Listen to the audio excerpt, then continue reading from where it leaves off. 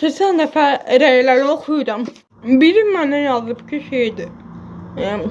Necə gözəlsiniz, çox gözəlsiniz falan. O birisi də onun altına yazıb ki, niyə yalan danışsan, heç də gözəl deyil. İndi icazənizlə bir iki dənə sual verim sizə.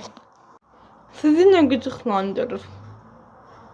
Yəni mən burada iki kəlmə xoş söz oxuyuram və günüm gözəlləşir. Sizi nə qıcıqlandırır həqiqətən? Mən bunu anlamıram. Hə, mən başa düşürəm. Bəzən insanlar xəstəliyimə görə mənlə ekstra nəzakətli və səmimiyyətsiz davranırlar.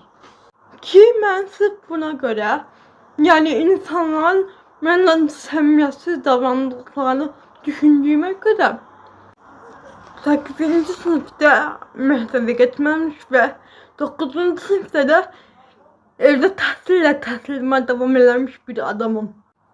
Yəni siz kimə nə anladırsınız, fərqindəsiniz bunun.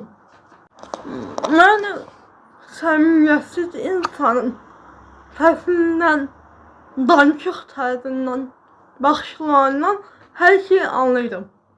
Hə, bu arada, qorxursunuzsa ki, mən o rəylərə inanaram, özümü gözəl sayarım, özgüvənimi qalxar. Qorxmayın, inanmıram. Çünki mən özümü zaten gözəl görürəm.